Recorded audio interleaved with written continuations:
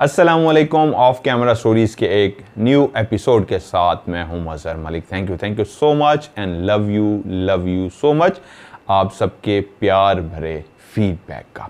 अच्छा, जो मैं लाइव शो करता हूं जुमे को 9 से 10 बजे घंटे के लिए, उसमें बहुत सारे लोग मुझे फीडबैक दे रहे हैं कि जी इसको लंबा करें। तो उसके लिए मैंने कुछ प्लानिंग इस तरह की है कि मैं शायद हो सकता है आगे 2 से 3 घंटे भी लाइव हूँ, क्योंकि मकसद है लोगों के मसाइल को हल करना, लोगों के काम आना। और उसके लिए अगर मुझे 2 घंटे या 3 घंटे भी लाइव बैठना पड़ा तो इंशाअल्लाह मैं लाइव बैठ के कोशिश करूँगा लोगों के जितने भी मसले मसाइल हैं उनको अल्लाह की रहमत से, अल्लाह की मदद से हल कर सकूँ। स्टोरी आप लोगों को अच्छी लग रही है, कोशिश करता हूँ कि आप लोगों को ही अच्छी लगे, क्योंकि आप लोगों के लिए ही कहानी है। और ऐसा सिलसिला बना है कि बहुत ज़्यादा मुझे कहानियाँ आप लोगों की तरफ से भी आ रही हैं, और कुछ ऐसे लोगों से मुलाकात हुई है जहाँ पे मैं विज़िट भी करके आया हूँ। लेकिन यूँ कहिए कि मैं उस वक्त मोबाइल तो हाथ में था, लेकिन मैंने उस मोबाइल से वीडियो भी बनाई है, लेकिन उसका रिज़ल्ट अच्छा नहीं था। तो फैसला यही हुआ कि बड़ा कैमरा लेके जाऊँगा। उन जगहों की मैंने वीडियो भी बनाई है जहाँ की कहानियाँ मैं आपको सुना भी चुका हूँ, आगे सुनाने भी जा रहा हूँ। वो वाकई बहुत ही ख़तरनाक जगह हैं, वहाँ पे आज भी एक्टिविटीज़ पाई जाती है। और अभी भी जब मैं उन जगह पे पहुँचा और उसको देखा तो यकीन मानिए मेरे रोंगटे खड़े हो गए, और मैंने देखते ही कहा कि महसूस हो गया, एक मेरा सिलसिला है कि यहाँ पे बहुत ज़्यादा एक्टिविटी है और यहाँ पे एक कबीला आबाद है। आज भी आपको एक कहानी सुनाने जा रहा हूँ, सच्ची कहानी है जो मुझे भेजी है तैयब आबिद ने। उनके ये प्रोफेसर साहब हैं जिनकी ज़िंदगी की ये सच्ची कहानी है जो आज आपको मैं सुनाने जा रहा हूँ। प्रोफेसर साहब का नाम उनकी ख्वाहिश पे ही फर्जी रखा जा रहा है, मिलता जुलता। उनका नाम है जमाल। जमाल एक ऐसा बच्चा था जिसको पढ़ने का बहुत ज़्यादा शौक था। एक ऐसे घर में रहता था जहाँ पे बहुत बड़ा उनका घर था, बहुत ही खाते पीते लोग थे, बहन भाई भी थे, और बहन भाइयों में उसका तीसरा चौथा नंबर था। ये मैं जान के इसको ज़रा वो कर रहा हूँ। लेकिन उनको पढ़ने लिखने का बहुत ज़्यादा शौक़ था। बाकी भाई तो शायद इधर उधर की एक्टिविटीज़ में रहते, लेकिन जमाल ज़्यादा अपना वक्त पढ़ाई में गुजारता। यही पढ़ने का ही शौक़ शायद वो नहीं जानता था कि आगे उसको कहाँ से कहाँ ले जाएगा। बाप भी मोहब्बत करता था, माँ भी उससे शदीद मोहब्बत करती थी। बच्चों में यकीनन सबसे ज़्यादा पढ़ाकू बच्चा वही था। और जब बच्चा बहुत ज़्यादा फर्माबरदार भी हो, पढ़ाकू भी हो, तो वालिदैन की ख्वाहिश होती है कि धूमधाम से उसकी शादी करेंगे। उसके लिए बहुत सारे वालिदैन ने ख्वाब देख रखे होते हैं। सो जमाल के मामले में भी वालिदैन ने ऐसे ही ख्वाब देख रखे थे। वक्त गुजरा, स्कूल से कॉलेज में भी पढ़ने का नंबर बहुत ज़्यादा लेने का वही सिलसिला जारी रहा। जिस तरह बहुत ज़्यादा शौक़ था तो बहुत ही अच्छे नंबर लेता और वालिदैन का सर फ़ख्र से बुलंद कर देता। बहुत कम गो था, बहुत ज़्यादा शरारती नहीं था, बहुत ज़्यादा मिलनसार नहीं था। गिनती के दोस्त थे, उनसे बहुत मुखलिस था। हर बंदे की ख्वाहिश होती कि जमाल के साथ दोस्ती लगाए, क्योंकि कोई नोट्स पढ़ने के हवाले से कोई भी चीज़ चाहिए होती थी तो पता था इस स्टूडेंट्स के पास है, क्योंकि ये सबसे क्लास का ज़हीन बच्चा है। वक्त इसी तरह गुजरा और एहसास ही ना हुआ कि कब पढ़ते पढ़ते उम्र शादी की हो गई, कि वहीं पे वो कम मिलने वाला, वो कम दोस्त बनाने वाला वो पढ़ाकू बच्चा किसी पे उसकी नज़र पड़ी, और ऐसी नज़र पड़ी कि उसको दिल दे बैठा। ऐसी वो नज़रों को भा गई, वो सोच भी नहीं सकता था कि कोई ऐसी भी होगी जिसको वो देखते ही दिल हार बैठेगा और उसका हो जाएगा। और ऐसा ही हुआ। अब जहाँ पे किताबें उसकी सबसे अच्छी दोस्त थी, वहीं पे कोई अब उसके ख्यालों में भी बसता था। खुदा की करनी ऐसी हुई कि एक दफ़ा ऐसी आमना सामना हुआ, ऐसी मुलाकात हुई, इस अंदाज की मुलाकात हुई कि ना चाहते हुए भी इनडायरेक्टली अपने दिल का हाल सुना बैठे। और जो महजबीन जिसको दिल दे बैठे थे, जब उसको अपने दिल का हाल दबे लफ्ज़ों में सुना बैठे तो अगले दिन दूसरी तरफ से भी वही जवाब आया जो इनकी दिलों की धड़कन को और तेज कर गया, उस तरफ भी यही हाल था। उन्होंने भी अपनी पसंदीदगी का इजहार किया कि हाँ, आप मुझे भी बहुत अच्छे लगते हैं, पूरी क्लास में आप जैसा कोई भी नहीं है। और जब आपने कल अपने दिल का हाल दबे लफ्ज़ों में मुझसे बयां किया और मैं घर जाई, रात सारी सो नहीं सकी, सोचती रही, तो दिल ने कहा दोनों तरफ है आग बराबर लगी हुई। तो मेरे दिल ने भी कहा हाँ, आप भी मुझे अच्छे लगते हैं, आप भी मुझे पसंद हैं। यूं पढ़ाई के साथ साथ सिलसिला अहदो पमा का निकल पड़ा कि हम इकट्ठे शादी करेंगे। जिंदगी के सपने देखे जाने लगे कि जीवन साथी चुन लिया गया था। दोनों ने एक दूसरे को अपना जीवन साथी चुना था और जिंदगी के ख्वाब जो सपने थे अब देखने जा रहे थे कि जिंदगी के ये करना है, ये करना है, ये करना है। कॉलेज की लाइफ खत्म होने जा रही थी। वालिदैन अपनी तरफ से पूरी तैयारी करके बैठे थे कि फलां घर के अंदर फलां फलां जो रिश्ता है जमाल के लिए बिल्कुल हमने ओके कर दिया है। जमाल जैसे ही बस कॉलेज से फारिग होता है उसकी उस कज़न से शादी कर दी जाएगी। और जैसे ही कॉलेज से फारिग हुआ, अब वो मरहला था कि जब उसने जॉब ढूंढनी थी और जॉब के साथ साथ आपको पता है वालिदैन कहते हैं कि बस अब तुमने पढ़ लिया, अपने पाँव पे खड़े होने जा रहे हो, जॉब करने जा रहे हो, तो साथ ही अब हम सोच रहे हैं तुम्हारी मंगनी भी कर दें। वो शर्मा के उठ गया। वो समझता था कि वालिदैन शायद उसका हाल दिल जानते हैं, उस लड़की के बारे में उनको शायद मालूम हो चुका है और वो फैसला कर रहे हैं उसके साथ उसकी मंगनी की जाए। साथ साथ अब वो अपनी जॉब की तलाश में भी था। तो एक दिन माँ ने बिठा के उसको कहा कि फिर तुम उस दिन भी शर्मा के उठ गए, तुम्हारे बाप ने हाँ कर दी है, तुम्हारी जो फलां फलां कज़न है उसके साथ तुम्हारा रिश्ता होने जा रहा है। ये एक ऐसी खबर थी जो उसको चौंका गई। उसके पाँव के नीचे से ज़मीन निकल गई। वो चौंक के उसने माँ को देखा और पूछा, माँ ये आप क्या कह रही हैं? माँ ने कहा, तुमने ही तो उस दिन इस अंदाज में सर झुका लिया था और शर्मा के उठ गए थे जिस तरह हमारे यहाँ एक शरीफ घर का फर्मा बरदार होनहार बच्चा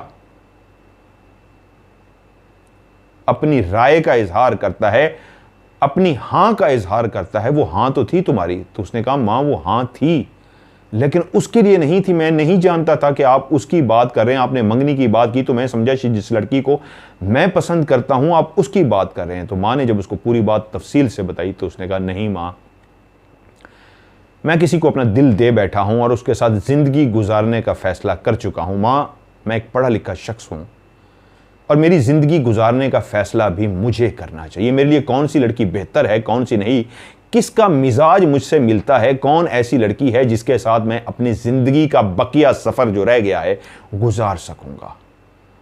वो जिस कज़न से आप करने जा रहे हैं पता नहीं वो किस मिजाज की है, कैसी है, और मैं तो किसी से वादा कर चुका हूँ।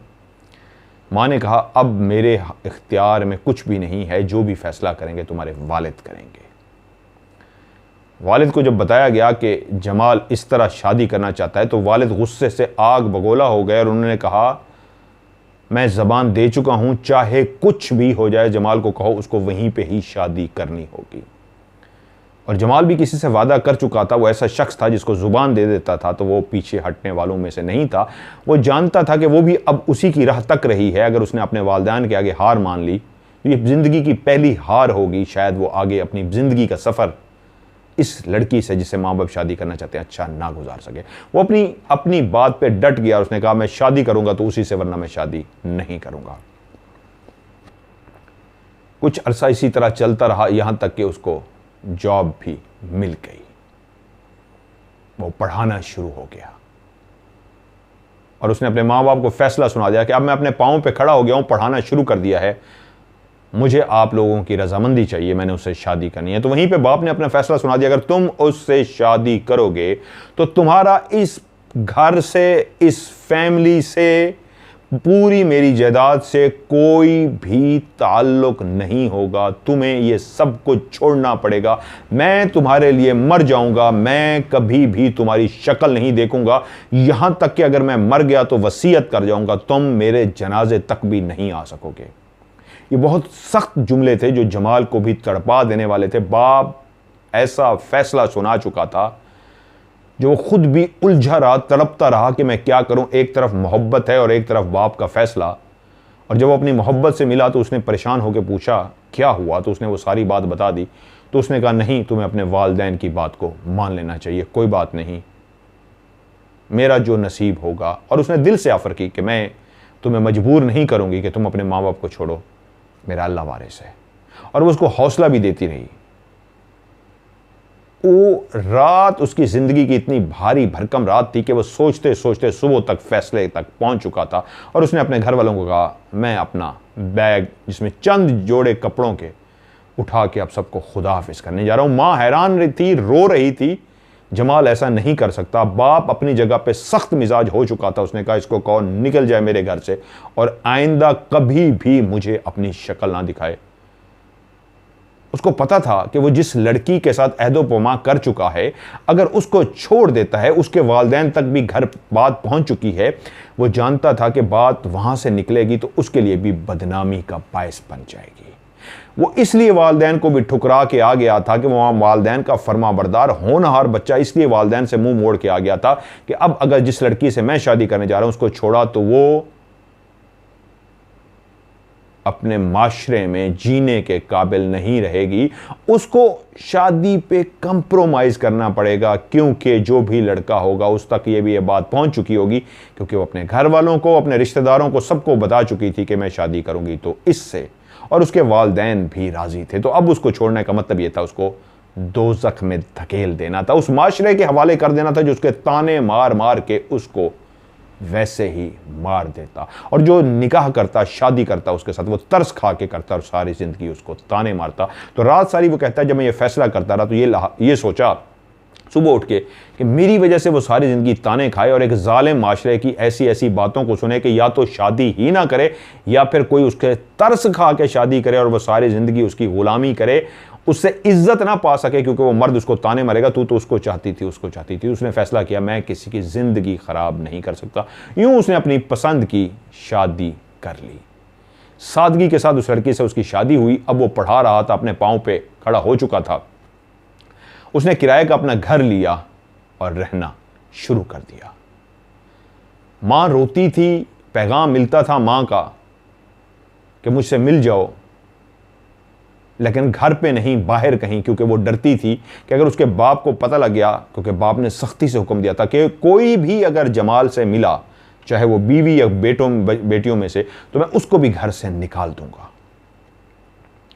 जमाल ने फैसला किया कि मुझे लाहौर से पिंडी शिफ्ट हो जानी चाहिए, नहीं चाहिए। उसने पिंडी छोड़ा, लाहौर छोड़ा। पिंडी सदर में, ये जेन्युइन लोकेशन है, वो कहता है पिंडी सदर में जाके मैंने किराए का घर ले लिया और वहीं पे पढ़ाना शुरू कर दिया। हम मियाँ बीवी दोनों बहुत अच्छी ज़िंदगी गुजार रहे थे कि वहीं पे मुझे काहिरा से एक अच्छी, काहिरा यूनिवर्सिटी से, मिस्र से एक अच्छी जॉब ऑफर हुई। तो मेरी बीवी ने कहा आपको जाना चाहिए अपनी बच्चों के मुस्तकबिल के लिए, क्योंकि वो एक माँ बनने वाली थी और उसकी ख्वाहिश थी। अब हम मियाँ बीवी से माँ बाप भी बनने वाले हैं। गुजारा तो अभी हम कर रहे हैं, लेकिन अब आप वहाँ पे चले जाएंगे और मिस्र की काहिरा यूनिवर्सिटी में आप पढ़ाएंगे तो बहुत अच्छी जॉब भी है, बहुत अच्छी अपॉर्चुनिटी है, सैलरी पैकेज बहुत अच्छा है, हमारे बच्चे के लिए बहुत अच्छा होगा। लेकिन वो चाहता था कि जो भी इस दुनिया में आने वाला है औलाद की शक्ल में, वो उसको अपने सामने देखे, उसको खिलाए, उसको घूमे, उसको गोद में उठाए। बहुत सारी बाप बनने की जो उसकी खुशी थी, लेकिन बीवी का बार बार कहना था कि आपको जाना चाहिए। आखिर बीवी के कहने पे मजबूर हो के उसने सफ़र बांधा और पहुंचा काहिरा यूनिवर्सिटी। जमाल काफ़ी अरसे वहाँ पे पढ़ाता रहा, बीवी से मुस्तकिल राब्ते में रहा। बीवी ने उसको खुशखबरी सुनाई, हमारे यहाँ अल्लाह ने एक चांद जैसी बेटी पैदा की है। वो एक बेटी का बाप बन चुका था। काफ़ी अरसा वहीं पे जॉब करता रहा। वहाँ से जब काफ़ी इतना उसको महसूस हुआ कि बेटी भी अब काफ़ी बड़ी हो गई है, जॉब की काफ़ी हो गई है, माँ से कभी कभी उसकी बात हो जाती थी, बहन भाइयों में से और किसी से राब्ता नहीं था, ना ही बाप से कोई राब्ता था। काफ़ी अरसा बाहर गुजारने के बाद वो वापस पाकिस्तान आ गया। बीवी उन दिनों बीमार रहना शुरू हो गई थी। आते ही वो बीवी की देखभाल करना शुरू हो गया। बेटी ऑलरेडी जवान हो चुकी थी, वो उसकी भी, माँ की भी देखभाल कर रही थी। जब बाप ने आया तो माँ ने कहा इससे पहले कि मैं दुनिया से मुंह मोड़ लूँ, मुझे नहीं लगता मैं ज़्यादा उम्र गुजार पाऊँ, हमें अपनी बेटी की जल्दी से जल्दी शादी कर लेनी चाहिए।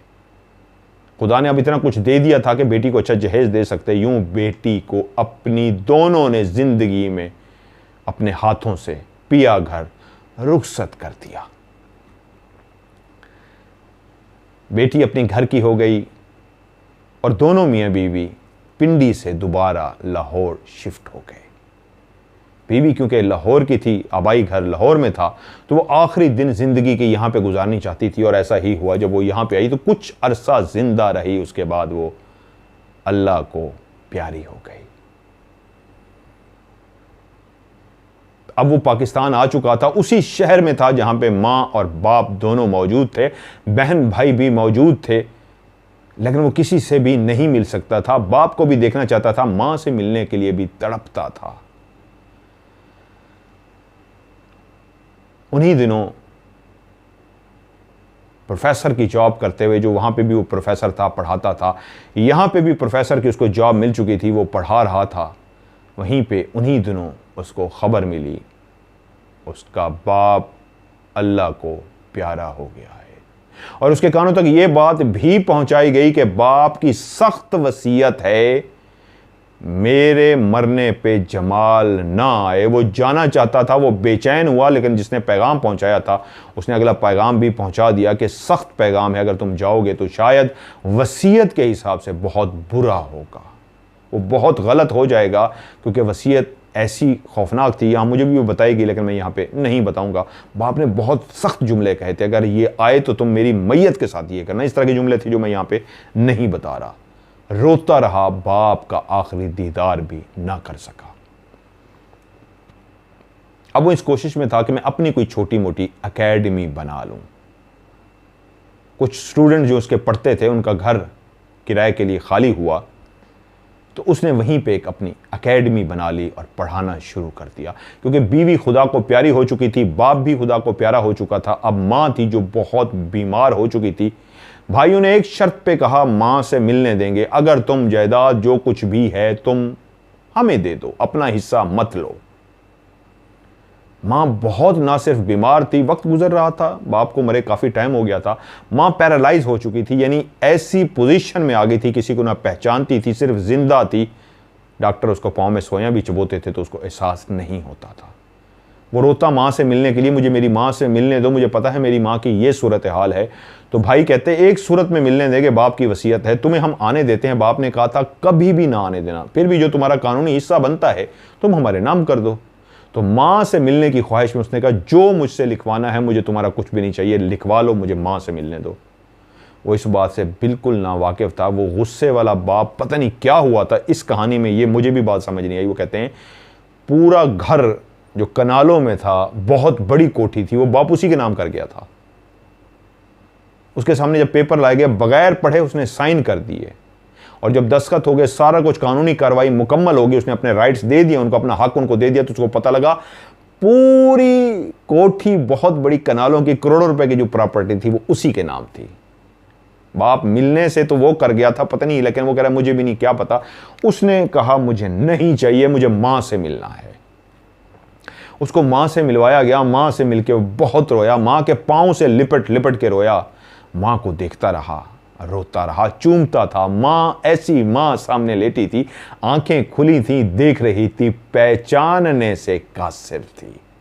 सामने जमाल मौजूद था और वो डॉक्टर कह रहे थे बोल के देखो, शायद पहचान ले, वापस आ जाए, पैरालाइज हुई हुई है, शायद कुछ सूरत हाल बने। माँ ने पहचानने से इनकार कर दिया, उसको तो होश ही नहीं था, सिर्फ आंखें खुली थी, सांस चल रही थी, दिल की धड़कन चल रही थी, और कोई होश नहीं था। रोता रहा, रोता रहा, रोता रहा। माँ पहचानती तो वो रुकता, जब माँ ने पहचाना ही नहीं, वो खुद अपनी एक ऐसी मस्ती में, एक ऐसी दुनिया में थी जहाँ पे वो किसी को पहचान ही नहीं पा रही थी, तो रो रो रो रो जब दिल की भड़ास भर गई, तो भाइयों ने कहा तुमने दस्तखत किए, हमने तुम्हें माँ से मिलने दिया, आज के बाद दोबारा ये ख्वाहिश मत करना यहाँ पे आने की, बस ये आखिरी तुम्हारी माँ से मुलाकात है। रोता हुआ घर आया, कितने दिन परेशान रहा, खाता पीता अब उसी घर में था जहाँ पे उसने एकेडमी बनाई हुई थी। मोहल्ले के जो लोग स्टूडेंट्स थे वो वहीं पे उससे पढ़ने के लिए आते थे, अब वही ही उसके बच्चे थे, वही पढ़ते थे। उसको पैसों का भी कोई इतना लालच नहीं था, वो अपने काम से, आज भी उसको पढ़ने का बहुत शौक था। जो कुछ कमाता अपने लिए सिर्फ रोटी का गुजारा करता, खाने का बंदोबस्त करता, वही पुराने कपड़े पहनता। जो बेटी मौजूद थी जिसकी उसने शादी कर ली थी, अब उसके भी बच्चे हो गए थे, बाकी पैसे उसको भेज देता। वो जो कहाँ लाडला था, वो कहाँ पढ़ाकू था, वो कहाँ ज़हीन था, फर्माबरदार था, ऐसा लुटा पुटा के बाप का मुंह भी ना देख सका, और माँ को एक ही दफ़ा मिल के आ रहा था जब माँ पैरालाइज थी और ऐसी हालत में जो पहचान ही नहीं सकती थी। एकेडमी में पढ़ाता रहा, कई स्टूडेंट्स को उसने पढ़ाया, उसके कई स्टूडेंट शागिर्द बने। पढ़ने का उसको इतना शौक था, उसके एकेडमी के साथ आज भी कब्रिस्तान है और वो प्रोफेसर साहब जिंदा हैं। शायद हो सकता है मैं आपको उनसे मिलवा भी दूं। वो प्रोफेसर साहब अपनी किताबें उठाते, एक टार्च साथ लेते और कब्रिस्तान में रात को जाके बैठ के पढ़ते किताब अपनी। कोई अमलियात की, रूहानियत की किताब नहीं, अपनी वही प्रोफेसर्स की जो बुक्स होती थी, आम दुनियावी किताबें होती थी, कब्रिस्तान में जाके पढ़ते। कुछ स्टूडेंट्स ने उनको देखा भी जाते हुए, तो पूछा कि सर आप चिल्ला करते हैं, आप क्या करते हैं? उसने कहा बेटा ये किताबें हैं, ये लेके जाता हूं मैं, ये पढ़ता हूं, मुझे कोई चिल्ले की जरूरत नहीं है। तो उन्होंने कहा सर आप एकेडमी में बैठ के क्यों नहीं पढ़ते, किसी और जगह पे बैठ के क्यों नहीं पढ़ते, आप कब्रिस्तान क्यों जाते हैं? तो उन्होंने कहा मुझे वहां सुकून मिलता है। मुझे नहीं पता मेरी बाप की कब्र कहाँ है, लेकिन मेरा बाप भी इसी तरह इस मनो मट्टी तले दफन है, तो उस जगह पे जाके, मेरी बीवी भी इस मट्टी के नीचे दफन है, कब्रिस्तान में जाके क्यों पता नहीं एहसास होता है, मुझे बहुत सुकून मिलता है। तो उन्होंने कहा सर आपको डर नहीं लगता? उसने कहा हाँ लगता है, बहुत ज़्यादा नहीं लगता। उन्होंने कहा सर कब्रिस्तान में तो सुना है बहुत सी एक्टिविटीज़ होती हैं। हाँ होती हैं, मैं भी जब पढ़ रहा होता हूँ बहुत कुछ महसूस होता है मुझे, लेकिन मैं कभी डरा नहीं। हाँ मैंने भी कभी किसी साए को जाते हुए देखा है, मैंने भी आवाज़ सुनी है, कभी कभी मुझे भी रोने की आवाज़ आ जाती है, कभी कभी मुझे भी हंसने की आवाज़ आ जाती है, ऐसी आवाज़ भी आती है जैसे कोई चल रहा हो, लेकिन मैं अपनी किताब में मस्त रहता हूँ, पढ़ता रहता हूँ, कभी उन्होंने मुझे तंग नहीं किया, मैं उनको तंग करने नहीं जाता। शहरे खामोशां यानी कब्रिस्तान। बेघर ने अच्छा सा घर ले लिया, जब वो कब्र में दफन हुआ तो किसी ने जाके कहा बेघर ने अच्छा सा घर ले लिया। तो उस शहर खामोशा में वो जाता, किताब खोलता और बैठ के पढ़ता रहता। आंखें बहुत से जलवे, बहुत से नज़ारे देखती, आम इंसान डर के भाग जाता, लेकिन वो डरा नहीं। हाँ दिल की धड़कन उसकी तेज होती थी, ऐसा कभी नहीं हुआ था कि कोई उसके सामने आके खड़ा हो जाए, उसके कान आवाज़ों को सुनते महसूस करता। क्लियर अभी तक कुछ नहीं हुआ था, अगर शायद क्लियर हो जाता तो शायद वो भी डर जाता। उसने स्टूडेंट से भी कहा हाँ हो सकता है क्लियर मेरे सामने कोई चीज़ आ जाए तो मैं डर के भाग जाऊँ। मुख्तलिफ स्टूडेंट्स का उससे मिलना होता, उसको कंप्यूटर पर काम पड़ता तो बहुत सारे लड़कों के साथ उनके घर जाता, वहाँ पर बैठ के। मेरे जो मिलने वाले हैं बहुत ही प्यार है उनके साथ, वो कंप्यूटर उनका था, उनके कंप्यूटर पे कहते वहीं पे बैठे रहते हमारे घर में भी, और रात सारी काम करते। मैं सो जाता तो कंप्यूटर पे काम करते और अक्सर वहीं पे सो जाते। हम भी उनको मना नहीं करते थे, जब उनका दिल चाहता नेट यूज़ करने को, चीज़ें ढूंढने को, सर्च करने को, तो वो आते, रात सारी काम करते और सो जाते। वक्त इसी तरह गुजरता रहा कि माँ भी अल्लाह को प्यारी हो गई, लेकिन शायद ऐसा भाइयों को तरस आ गया कि जिसने अपनी पूरी, क्योंकि पता इसको भी लग गया था कि पूरी जायदाद मेरे नाम थी, मकान जो था मैंने लिख दिया है, ना ही उसको दुख था इस बात का कि मैंने अपना पूरा मकान भाइयों को लिख के दे दिया। वो चाहता तो कानूनी जंग लड़के ये ले सकता था कि मुझे ये बताया गया कि अपना हिस्सा, जबकि ये तो पूरी मेरे नाम थी, इन्होंने मुझसे लिया। बहुत से तरीके होते हैं, लेकिन वो लेना चाहता तो वो ले सकता था। उसने कहा मैंने दुनियावी ये दौलत क्या करनी है, जो है बेटी को भेज देता हूँ, बस अल्लाह इतना दे दे कि इज्जत की खा के सो जाऊँ, किसी से मांगू ना, मुहताजी की ज़िंदगी ना हो। भाइयों ने देखा कि उसने जायदाद लिख के दे दी है, उसको पता भी है, लेकिन फिर भी हमें तंग नहीं करना। तो उसने, जब माँ पर्दा नशीन हुई, माँ ने पर्दा किया, यानी इस दुनिया को खुदाफिज किया, फौत हो गई, तब उसको भुला लिया और उसने अपनी माँ का आखिरी दीदार किया। और वो उन लोगों में शामिल था जिसने लहद में, कब्र में अपनी माँ को उतारा और मनो मट्टी के अंदर उसने भी दफन कर दिया। अब उसका जीने का एक ही सहारा था कि जितना अरसा जिंदगी का बचा है, जितने दिन हैं जिंदगी के, जो कुछ भी कमाना है वो बेटी को दे देना है, अपने लिए इज्जत की रोटी काफ़ी है, और जितना अरसा जिंदा हूँ अपने ज़्यादा से ज़्यादा होनहार स्टूडेंट्स बना के जाऊं, बच्चों को तालीम दे के जाऊं, ताकि मेरे मरने के बाद ये एहसास तो हो कि मैं इंसानों के काम आया, बच्चों को पढ़ा सका। ऐसे बच्चे जो फीसें नहीं दे सकते थे उनको मुफ्त पढ़ाता था, और जो दे सकते वो खुशी से जितना देते वो ले लेता था, पैसों पे बहस नहीं करता था। नाम उनका मैं इस वक्त नहीं लेना चाह रहा, उनका मैंने पूछा नहीं था। आबिद, तैयब आबिद ने ये कहानी भेजी है, लेकिन जिनके घर में रहते थे उनसे तो मेरी बात होती रहती है। वो कहते हैं वो और मेरे बड़े भाई अक्सर, वो हमारे यहाँ जब रात को काम करते तो भाई भी उनके साथ कंप्यूटर पे होते, भाई को भी शौक है, वो बहुत ज़्यादा काम करते तो पैदल बहुत चलते थे। बाइक था उनके पास, लेकिन पैदल को वो ज़्यादा तरजीह देते थे, दूर दूर तक पैदल जाते। अक्सर रात को काम करते करते 2 बज जाते तो कहते यार मैं ज़रा बेकरी तक जा रहा हूँ, सामान लेके आता हूँ। अकेले जाते बेकरी पे, सामान लेके आ जाते, और कभी इस तरह उनको सिगरेट लेनी होती तो सिगरेट लेने चले जाते। इसी तरह रात को अमूमन चले जाते थे जब वो इनके घर पे कंप्यूटर पे काम कर रहे होते। ऐसी ही एक रात थी, वो बैठे काम कर रहे थे, काम करते करते वो थक गए। उनका शागिर्द और उनका अली नाम है, उनके साथ बैठे थे। तो उन्होंने कहा यार अली चलते हैं बेकरी तक, कुछ खाने को लेके आते हैं। उन्होंने कहा सर मुझे भूख तो नहीं। उसने कहा चलो यार वैसे ही कंपनी दे दो, आओ चलते हैं, फिर वापस आते हैं। प्रोफेसर जमाल और अली दोनों घर से पैदल निकले। तकरीबन ये टाइम था 2 बजे का। बातें करते करते वो चलते चलते काफ़ी दूर आ गए। जब बेकरी के तकरीबन करीब पहुंचे तो अली के मोबाइल की घंटी बजी। उसने कॉल अटेंड की तो आगे से माँ बोल रही थी, अली कहाँ पे हो? उसने कहा माँ खैर है, क्या हुआ है? उसने कहा मेरी तबीयत ख़राब हो रही है बेटा, जल्दी से घर आ जाओ, पता नहीं समझ नहीं आ रही क्या हो रहा है। उसने कहा ठीक है माँ, मैं अभी 5-7 मिनट में पहुँच जाता हूँ, आप बेफिक्र ना। उसने फ़ोन बंद किया और कहा सर आप बेकरी जाइए क्योंकि आपको भूख लगी है, मैं घर जा रहा हूँ, अम्मी की तबीयत ठीक नहीं है, शायद उनको हस्पताल लेके जाना पड़े या वैसे कोई टैबलेट वगैरह देनी पड़ेगी, तो आप होके आ जाएं अगर आप बुरा ना माने। उन्होंने कहा हाँ हाँ नहीं आप जाओ, अम्मी को देखो। और ये रूटीन की एक तबीयत ख़राब थी, कोई एमरजेंसी वाली बात नहीं थी। एमरजेंसी होती तो शायद वो भी साथ वापस आ जाते। उन्होंने कहा नहीं बेटा आप जाओ, बस मैं सामान लेता हूँ और वापस आ जाता हूँ। अली वहाँ से तेज़ी के साथ चलता हुआ घर पहुँचा और प्रोफेसर साहब जो बातें करते हुए अली के साथ मज़े से जा रहे थे, अब अकेले सोचों में गुम बेकरी की तरफ जा रहे थे।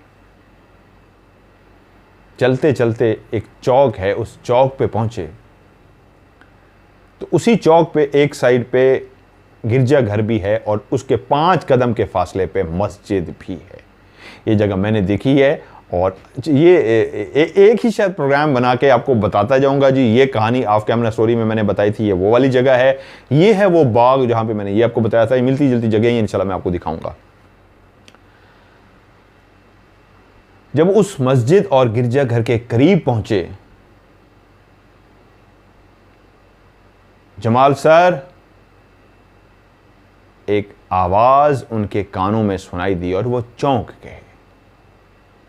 किसी ने उनको पुकारा था। उन्होंने कहा क्या हुआ, अली वापस आ गया या क्या हुआ? क्योंकि अली शायद इतनी जल्दी अभी पहुंचा नहीं था, कोई चाबी भूल गया था कि कोई बात उसने करनी थी या क्या था। उन्हें मुड़ के देखा तो अली नहीं था, कोई भी नहीं था। वो परेशान हो गई, ये आवाज़ किसने दी है मुझे? जब वो पीछे देख चुके, पीछे कोई नहीं था, तो फिर आगे चलने लगे तो फिर से आवाज़ आई, जमाल सर। इस दफ़ा आवाज़ पहले से बिल्कुल क्लियर थी और ये किसी लड़के की नहीं, लड़की की आवाज़ थी। और आवाज़ पीछे से नहीं, उनके बिल्कुल राइट साइड से आ रही थी। उन्होंने अपने राइट साइड से मुड़ के देखा क्योंकि पहली दफ़ा वो सोचों में गुम थे, आवाज़ का सिमत का तयन नहीं कर सके। अली समझ बैठे। अब क्योंकि आवाज़ क्लियर थी तो उन्होंने आवाज़ की सिमत में देखा तो एक लड़की सामने खड़ी थी और उनको उनके नाम से पुकार रही थी।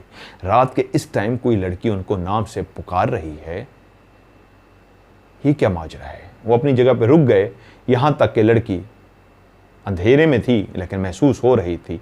चलती हुई उनके पास आई और कहा अस्सलाम वालेकुम सर। उन्होंने कहा वालेकुम सलाम बेटा, जी फरमाइए। उन्होंने कहा सर आपने मुझे पहचाना नहीं है। तो वो उसके चेहरे को कुछ देर देखते रहे कि मैं पहचान पाऊँ कौन है।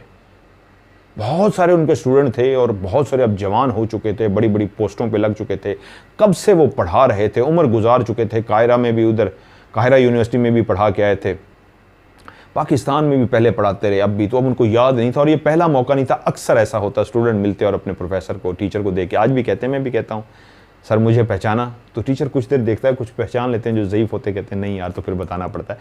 मैं तो आज भी अपने टीचर को मिलता हूँ, जाते हैं उनके घुटनों पे हाथ रखता हूँ, पाँव पे हाथ रखता हूँ, फिर यूँ हाथ जोड़ता हूँ, फिर वो मुझे गले लगाते हैं। उन्होंने कहा नहीं बेटा, मैंने आपको नहीं पहचाना। उन्होंने कहा सर मैं आपकी स्टूडेंट हूँ, मैं आपके पास पढ़ती रही हूँ, मेरा नाम ये है, आपने मुझे नहीं पहचाना। कुछ देर उन्होंने अपने दिमाग पे जोर दिया, उसके बावजूद जब उनको याद नहीं, उन्होंने कहा बेटा माइंड ना करना, मुझे वाकई बिल्कुल अभी जहन में नहीं आ रहा, पढ़ाया होगा, बहुत सारे स्टूडेंट्स हैं और कब, अब तो उम्र भी ऐसी हो चुकी है, बूढ़ा हो चुका हूँ, बातें याद भी नहीं रहती, तो बेटा आप बता दो, मुझे याद नहीं आया। उसने कहा सर मैं आपके पास एकेडमी में पढ़ती रही हूँ, आपको याद है आप ये वाला सब्जेक्ट पढ़ाते थे? उन्होंने कहा हाँ बेटा मैं ये वाला सब्जेक्ट पढ़ाता रहा हूँ। उसने कहा सर आपको ये भी याद है आपकी क्लास में इतने इतने स्टूडेंट्स थे? उन्होंने कहा हाँ बेटा मुझे याद है मेरी क्लास में इतने स्टूडेंट्स थे। तो उन्होंने कहा सर उन्हीं क्लास में से मैं भी आपकी एक स्टूडेंट थी, आपको याद नहीं है, मेरा नाम ये था।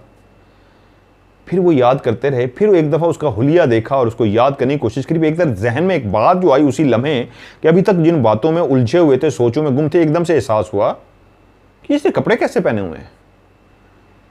उसके कपड़े ऐसे थे जैसे नई नवेली कोई दुल्हन कपड़े पहनती है। उसने कहा बेटा तुम, आपकी कोई शादी है? उसने कहा सर जी मेरी बिल्कुल अभी अभी शादी हुई है, नई नई मेरी शादी हुई है, मैं अपने शौहर के साथ ही गुजर रही थी, मेरे शौहर अभी आते ही होंगे, वो सामने तक गए हैं, मैंने आपको देख लिया था तो उनको कहा मैं एक मिनट सर को रोक लूँ, वो अभी आ रहे हैं, वो भी आपसे मिलना चाहेंगे, मुझे खुशी होगी कि मैं अपने शौहर को अपने सर से मिलवाऊंगी। उन्होंने अब देखा तो वो एक दुल्हन के रूप में थी, उसने लाल कलर का दुल्हन का जोड़ा पहना हुआ था, हाथों में कंगन पहने हुए थे, सोने के कंगन पहने हुए थे, पूरा वो दुल्हन ने जिस तरह मेकअप किया होता है, बाल उसके बिल्कुल कलर बाल थे और सारा वो किया था। वो अपने स्टूडेंट्स को याद करते रहे, उसको मुबारकबाद दी, बेटा बहुत बहुत शादी की मुबारक। उसने कहा सर बहुत बहुत शुक्रिया, आपकी ही पढ़ाई, आपकी ही तालीम, आपकी मोहब्बत के साथ इतनी दिल से पढ़ाने की वजह से आज ना सिर्फ मैं एक अच्छे मकाम पे हूँ, बल्कि मेरी शादी भी बहुत अच्छी फैमिली में हो गई है और जो लड़का है जिससे मैं आपको मिलवाने लगे हूँ वो भी एक प्रोफेसर है। खुश हुए कि ठीक है मैं उससे मिलता हूँ, और ऐसे बातें शुरू हो गई, वो लड़की बातें करती रही सर से। तो सर ने पूछा अच्छा आप बेटा जो बैच में पढ़ते थे, आप जो कह रहे हैं, तो आप दिन के किस वक्त आते थे? ऐसे बातों में तो उन्होंने कहा सर मैं तो शाम को आपके पास आती थी। तो एकदम वो चौंके और काफ़ी देर से वो वहीं पर बातें कर रहे थे। तो उन्होंने कहा शाम को कौन सी क्लास में? उन्होंने कहा शाम को जो आप इतने से इतने बजे क्लास पढ़ाते थे। एकदम उनके जहन में आया कि मैंने तो ज़िंदगी में शाम को इस टाइम पे कभी क्लास ही नहीं पढ़ाई। अब थोड़ा सा उनको ये हुआ कि इतनी देर से ये जानती, इसने सारी बातें बच्ची ने ठीक बताई हैं, मेरी ही स्टूडेंट है और सारा कुछ है, लेकिन ये जो टाइमिंग है, उसने कहा बेटा कौन सी आप टाइमिंग कह रहे हैं, इतने से इतने बजे मैं पढ़ाता रहा? उन्होंने कहा जी सर आप इतने से इतने बजे आप अकेडमी पे जो पढ़ाते थे। उसने कहा सर बेटा मैंने तो इस वक्त इतने बजे कभी नहीं पढ़ाया। सर आपने पढ़ाया? उसने कहा आप बोल रहे हैं आपको याद नहीं है? ये सारी बातें जो मैंने आपको बताई ऐसी थी ना? उन्होंने कहा सारी ऐसी थी, लेकिन एकेडमी की टाइमिंग मैं नहीं भूल सकती, तो टाइमिंग मैंने कभी नहीं पढ़ी। आप रहते कहाँ पे हो? मुझे अभी याद आ जाएगा, आप कहाँ पे रहते हो? तो उसने यूं इशारा किया सामने कब्रिस्तान की तरफ करके, वो जो सामने है वहाँ पे हम रहते हैं। सर ने यूं घूम के देखा, जो वो इशारा था वो कब्रिस्तान की तरफ था। उनके 14 तबक रोशन हो गए, चेहरे पे पसीना आने लगा कि इधर? तो लड़की ने बगैर देखे कहा हाँ इधर। उन्होंने कहा वो तो कब्रिस्तान है। तो वो हंस पड़ी और कहा नहीं नहीं कब्रिस्तान की परली साइड पे। उन्होंने कहा मैं तो डर गया बेटा, मैं समझा शायद आप कब्रिस्तान में रहते हो। अब पता नहीं क्यों छठी हिस्स प्रोफेसर साहब की ने कहना शुरू कर दिया मामला वो नहीं है जो मैं समझ रहा हूं, मैं इतनी देर से फ्रैंक भी हो गया हूं, मेरी स्टूडेंट है, निशानियां ठीक नहीं है, बातें ठीक नहीं है, मामला कुछ गड़बड़ है। उन्होंने कहा आपके शौहर नहीं है अभी तक? सर वो आते ही होंगे। अब प्रोफेसर साहब के सवालात बेटा से, स्टूडेंट से निकल के अब इन्वेस्टिगेटिव स्टाइल में आ गए थे। उन्होंने कहा बेटा आपके जो शौहर हैं जिसका आप कह रही हैं वो आते ही होंगे, जब वो आप दोनों इकट्ठे थे या आप अकेली आ रही थी? उन्होंने कहा नहीं नहीं हम इकट्ठे आ रहे थे, पैदल आ रहे थे। तो उन्होंने कहा जब वो आ रहे थे तो उन्होंने मुझे उस वक्त क्यों नहीं मिले, एकदम आपको अकेला छोड़ के क्यों चले गए? उसने कहा इसलिए सर रात का टाइम है। उन्होंने कहा सारे सामने हैं, वो मुझे छोड़ के चले गए। उसने कहा रात को तो कोई भी अपनी बीवी को अकेला नहीं छोड़ेगा। और तुम तो दुल्हन हो, दुल्हन को रात को टाइम इतने बजे कौन यहाँ पे अकेला छोड़ता है। अब वो इसका इस अंदाज में जायजा ले रहे थे, सवालात इस तरह के कर रहे थे कि वो लड़की जो फ्रैंक हो चुकी थी, जिसकी आंखों में एहतराम था टीचर का, अब उसको भी सवालों से अंदाजा हो गया कि इनकी सोच जो है अब वो तब्दील हो रही है। सवालात भी बता रहे हैं, कहानी उलझ रही है। उन्होंने कहा अच्छा ठीक है, आप जो भी हैं बेटा, मैं अब इजाज़त चाहूँगा, मुझे जाने दें। तो उसी लम्हे उस स्टूडेंट्स ने उस जो बहुत ज़्यादा रिस्पेक्ट कर रही थी, जो इसकी आंखों में बहुत एहतराम था, बहुत ज़्यादा प्यार था, उससे जैसे ही इजाज़त ली और कहा ठीक है बेटा, बस मैं आप मिल लिया, आप अपने शौहर की तरफ जाएं, मुझे इजाज़त दें, और चल पड़े, तो देखा बजाय वो अपनी जगह पे रुकी होती, वो भी चलना शुरू हो गई। और उनके पीछे पीछे उसने दुल्हन का वो जो बड़ा सा लहंगा होता है, वही रेड सा उसने लहंगा पहना हुआ था, और चलती हुई पीछे आ रही है।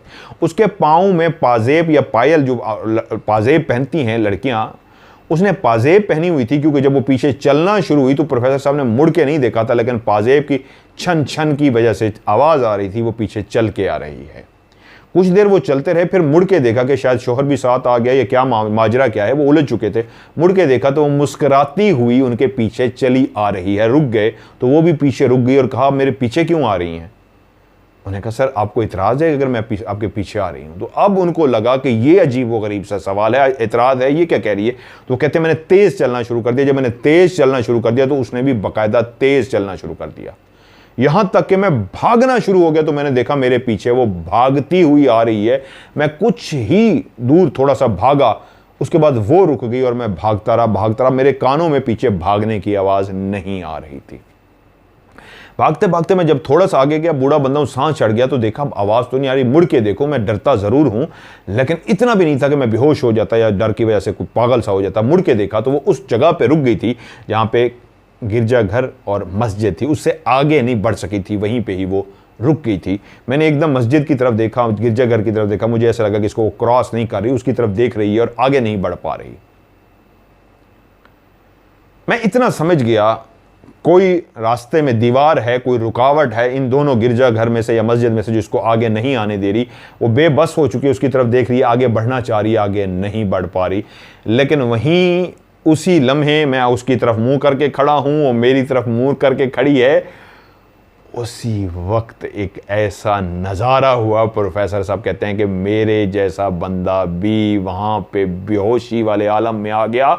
मुझे लगता था मेरी ये जिंदगी की आखिरी रात है। मेरी आंखों ने जो मंजर देखा, बहुत ही खौफनाक और भयानक मंजर।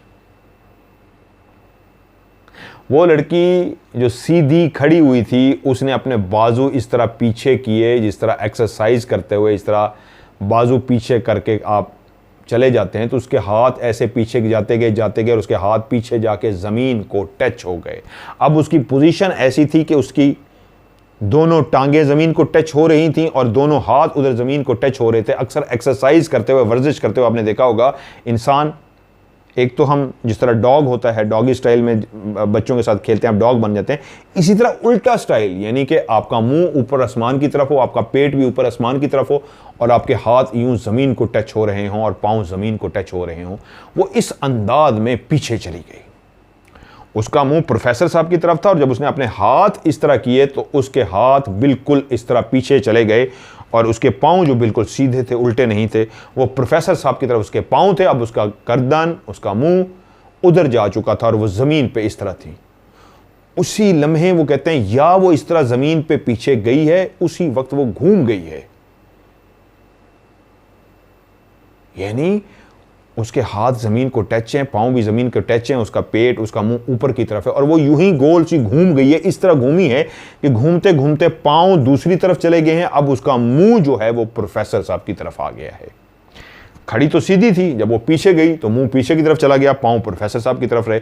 लेकिन जब वो घूम के आई है तो उसकी पाँव दूसरी साइड पर अब चले गए हैं और मुंह प्रोफेसर साहब की तरफ आ गया है। अब पोजीशन ऐसी है कि इस पोजीशन में जब इंसान इस अंदाज में हो तो जो मुंह होगा वो ऊपर आसमान की तरफ होगा और उसी लम्हे जब उसका घूमते घूमते मुंह कहते हैं मेरी तरफ आया है तो उसने अपनी गर्दन, जो उसका मुंह ऊपर की तरफ था, वहीं पे ही उसकी गर्दन घूम के बिल्कुल सीधी हो गई मेरी तरफ। वो कहते हैं ऐसा इंसान 360 पूरी गर्दन घुमा ही नहीं सकता।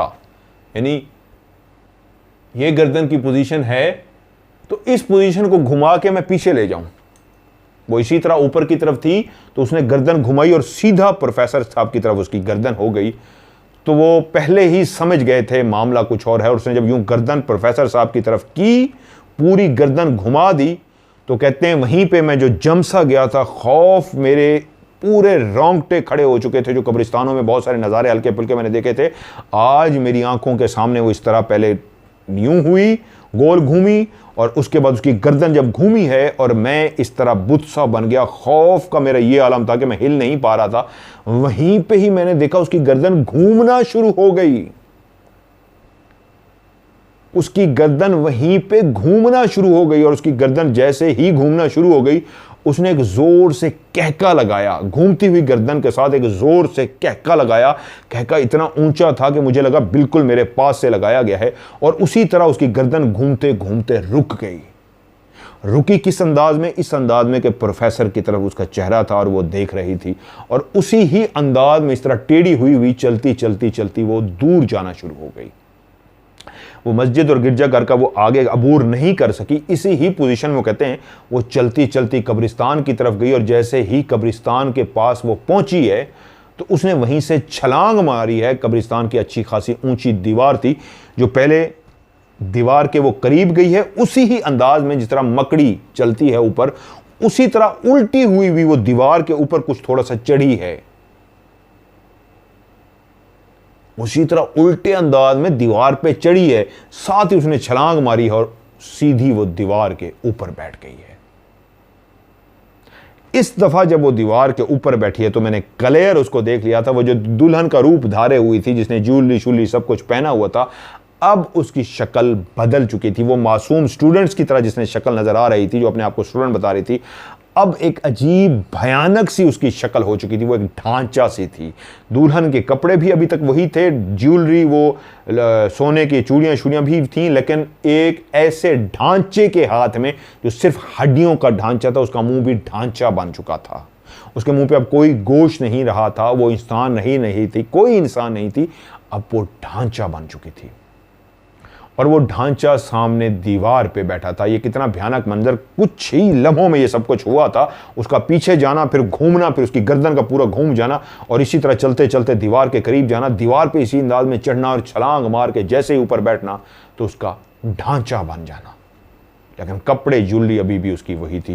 कहते मैं बेहोश हुआ नहीं हुआ मुझे नहीं पता, मैं कैसे भागा हूं वहां से, क्या हुआ है मेरे साथ मुझे नहीं पता। बस मुझे ये याद है मैं किसी ना किसी तरह अली के घर पहुंच गया, और जब मैं अली के घर पहुंचा हूं तो दरवाजे पे पहुंचते ही मैं बेहोश हो गया हूं। लेकिन शायद मुझे इतना भी होश नहीं था, दरवाजे पे पहुंचने से पहले मैंने दरवाजे को नॉक कर दिया था। अली को अंदर पता लग गया कि प्रोफेसर साहब आए हैं, लेकिन वो जब आया, उसने दरवाज़ा खोला तो वो बाहर बेहोश पड़े थे। उसने उनको उठाया, पानी शानी पिलाया। घर वाले और भी उठ के क्या हुआ प्रोफेसर साहब को, काफ़ी देर उनको होश में लाते रहे। जब वो होश में आ गए, कुछ बेहतर उन्होंने महसूस किया, तो सबको खौफज़दा नज़रों से इस तरह देखते रहे कि क्या हुआ है, और इस हालत में थे कि वो बता नहीं पा रहे थे। 2-3 दिन वो कहते हैं मुझे शदीद बुखार रहा, मैं उनके घर में रहा, अकेडमी से भी मैंने छुट्टी की, और उसके बाद जब मैं बेहतर हुआ तो फिर उन्होंने उनको बताया कि मेरे साथ उस रात ये वाक़या हुआ था, और उस जगह पे हुआ था, फलां वाली जगह पे। ये कहानी जो आज मैं आपको सुना रहा हूँ, मैं जगह जो है, ये जो है, उसके पास से तो मैं गुजर के आया हूँ, लेकिन मैंने सही तरीके देखी नहीं, क्योंकि कहानी मैंने बाद में सुनी है। तो उन्होंने मुझे कहा फलां फलां जगह से जो आप गुजरे थे ना, मैंने कहा जी हाँ। उन्होंने कहा उसी जगह का ये वाक़या है, इसलिए आपको कह रहे हैं वहाँ पर प्रोग्राम करें, वहाँ पर अभी भी इस तरह के वाक़यात होते हैं। मैंने कहा मेरी ख्वाहिश है मैं प्रोफेसर साहब से मिलना चाहूँगा। उन्होंने कहा जी नाम उनका आप तब्दील कर दें, उनसे इजाज़त ले लेते हैं, आपकी मुलाकात करवाते हैं। मैंने कहा मेरी शदीद ख्वाहिश होगी कि इस कहानी के चंद वो जुमले जो उनकी आंखों के सामने हुआ था, जिस तरह वो घूमी थी, जिस तरह उसकी गर्दन घूमी थी, वो सिर्फ इतना ही स्टोरी का हिस्सा सुना दें, मेरे सुनने वालों को तो मज़ा आ जाएगा। उन्होंने कहा जी ये तो इंशाल्लाह वो आपको बता देंगे। उन्होंने आपको पूरी कहानी बताई है तो ये भी आपको बता देंगे। तो जिस तरह मैंने आपसे कहा, आप लोगों ने भी फीडबैक दिया, इंशाल्लाह आपके फीडबैक को सामने रखते हुए कब्रिस्तान के अंदर वो जो हाफिज़ है उसके साथ बैठ के, शहबाज में और हाफिज़ इंशाल्लाह आपको उसी कब्रिस्तान में जहाँ पे थप्पड़ मारा गया था, जहाँ पे बुजुर्ग तस्बीह लेके फिरता है, उसी कब्रिस्तान के साथ ही जो और कब्रिस्तान है जहाँ की ये कहानी भी मैंने आपको सुनाई है, वहाँ इन दोनों कब्रिस्तान में, एक जो क्रिश्चियन का भी है मुसलमानों का, दोनों में बैठ के आपको मैं एक एक ऑफ कैमरा स्टोरी, आपकी ही ख्वाहिश पे आप लोगों ने फीडबैक दिया तो मैं आपको एक एक ऑफ कैमरा स्टोरी, एक उस कब्रिस्तान में बैठ के और एक दूसरे कब्रिस्तान में बैठ के एक ऑफ कैमरा स्टोरी रात के 12 बजे के बाद वहाँ पे रिकॉर्ड करूँगा और आपको वहीं पे बैठ के एक ऑफ कैमरा स्टोरी सुनाऊंगा। ये थी जी आज की ऑफ कैमरा स्टोरी, एक सच्ची कहानी प्रोफेसर जमाल साहब की। मैं आपको इंशाल्लाह उनसे मिलवाऊंगा। आप भी अपनी कहानियाँ भेजिए, इंशाल्लाह आपकी कहानी को मैं प्रोग्राम का हिस्सा बनाऊंगा। आप लोग मुझे व्हाट्सअप करें, वॉइस मैसेज रिकॉर्ड करके भी कहानी भेज सकते हैं और लिख के भी भेज सकते हैं। उर्दू, इंग्लिश, रोमन इंग्लिश में भेजिए, इंशाल्लाह आपकी कहानी को प्रोग्राम का हिस्सा बनाऊंगा। लेकिन आखिरी लफ्ज़ आपने स्टोरी, STORY, स्टोरी लाजमी लिखना है। होता ही है, बहुत सारे मैसेज होते हैं जब मैं खोलता हूँ स्टोरी देखते ही पहले उसको खोलता हूँ और उसको सेव कर लेता हूँ। वॉइस मैसेज अगर आप रिकॉर्ड करेंगे तो कोशिश करेंगे एक ही लंबा वॉइस मैसेज रिकॉर्ड करें, उसमें अपना शुरू में अपना नाम बताएं, शहर का नाम बताएं, गाँव का नाम बताएं, मुल्क का नाम बताएं, तमाम किरदारों के नाम असली बताएं और मुझे ये भी बता दें कि ये फर्जी रखने हैं या असली रखने हैं। वॉइस मैसेज एक ही रिकॉर्ड करें, अगर कोई बात भूल जाती है तो छोटा एक और वॉइस मैसेज भी रिकॉर्ड करें, लेकिन इसको डिलीट तब तक नहीं करना जब तक आपकी कहानी प्रोग्राम का हिस्सा ना बन जाए। और इसी तरह आप उर्दू में लिखें, इंग्लिश में लिखें या रोमन इंग्लिश में लिखें, लेकिन आखिर में लफ्ज़ स्टोरी STORY लाजमी लिखना है और इसको सेंड करना है मेरे व्हाट्सएप के नंबर पर। पाकिस्तान से बाहर वाले पहले पाकिस्तान का कोड मिलाएंगे, +92 313 6655500। मैं रिपीट करता हूँ, +92 313 6655500। पाकिस्तान से डायरेक्ट मिलाएंगे 0313 6655500। आज की ऑफ कैमरा स्टोरी से मजहर मलिक को दीजिए इजाजत। अपना ढेर सारा ख्याल रखिएगा। खुदा हाफिज।